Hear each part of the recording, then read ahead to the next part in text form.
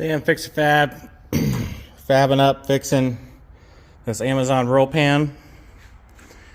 There's a little strip up here if you're gonna screw it on, bolt it on. I cut that off because that was interfering with this right here. This would hit that because it was too high up. So I trimmed that off because I'm not gonna screw it on. I'm gonna weld it on and blend it with the beds because I don't like that gap, and I'll tell you why. Because on my Dakota, this is a plastic fiberglass one. I mean, yeah, the gap lines up with the tailgate. I'd rather them be blended. You can't really do it with plastic or fiberglass because it'll crack, but I'm gonna weld it. So yeah, and then also, if you're not painting the whole bed like I am on peat, you know, you got to blend that. And that could be challenging depending on the color you're painting. But if my cards play out right this summer, I'm going to put new patch panels on the bed. Boom. New patch panels.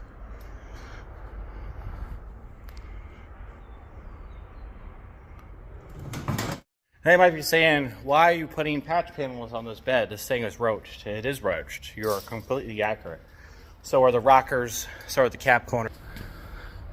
It's all roached. But I don't have much money in the truck. A new bed, a rust-free Texas bed, southern bed. Those are $2,500 and probably needs painting because it won't match my paint. So that's probably another, I take it somewhere $1,000. So whoever did this before I got it, before my buddy got it, I believe put patch panels over top the existing bed. So it's just layers and layers of rust. Now why am I putting these patch panels on here? To save this bed, especially when this bedside is also roached and obviously has Bondo. I mean, there's Bondo all over this thing. It's money. I can buy new bed sides, $450, $500 plus shipping. I think last time I priced it out, it was $1,200 for 2 complete bed sides shipped to my house. Now to do that right, you have to drill out all of the spot welds on the bed. About taking out the taillights, those spot welds on the inside of the bed, the back side of the bed, all that shit. And honestly, yeah, I would love to have this thing be a show truck, but I want it to be a nice daily. Is it gonna have some rust? Absolutely. But I just want it to look nicer. I'm gonna put the patch panels in the best I can. It's been a long time since I did that. Last time I did that, patch panels was on the Charger. I was a kid and I helped my dad put patch panels on here. Those are all patch panels. So I'm no stranger to body work and welding. I don't think that'd be too hard of a task. And then I'll paint it myself. So get a new gas door. And then I will seal the back side as much as I can, fluid film the hell out of it, and hopefully buy us 5 or 6 years. I did find a 7 out of 10 scale rear steer, the quadra steer bed for this thing. It's 5 hours one way. Some of the plastic's broken, I can fix that. Still needs painted. The other issue with that is that I have to run like 3.5 inch to 4 inch wheel spacers to have the rear tires not stick in missing leg day. Again, I don't really want to run wheel spacers. I'd love to put billet wheels on it, shorten the axle, air ride front and back, but at the end of the day, this is probably going to stay static leveled or static lowered. So really, the patch panels, Amazon, $85. Roll pan, that was $50, $60, and it's steel. It actually looks pretty good too. So yeah, just budget truck. Now we'll see how far we get with the bed this summer. I would like to get that done, and we'll see if we have time to do the rockers and the cab corners.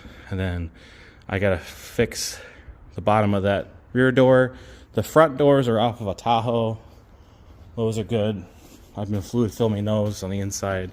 This door is probably too far gone. I'll probably order a lower patch panel from LMC truck for this. But a little bit at a time. So my main goal in the shop wise, get the roll pan on and welded, get my custom exhausts on. Got these quad tips. There's this little 2-chamber muffler I built. Roll pan on.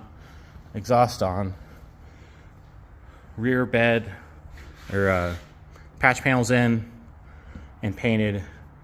I would like to get that done in the next couple months.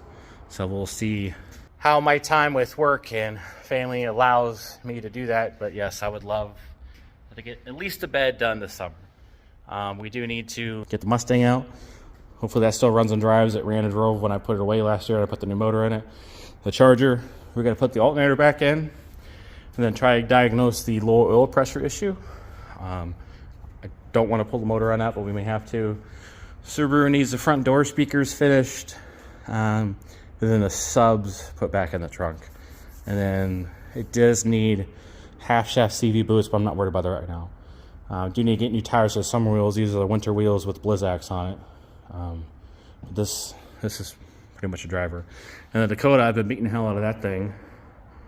Turbo rear mount, 4.8 LS. It's a good time. See my other videos, I've been like 20-25 pounds of boost to that thing. It's a complete animal. So that does it for this very short amount of shop time I had today. So try and follow along for the rest of the videos.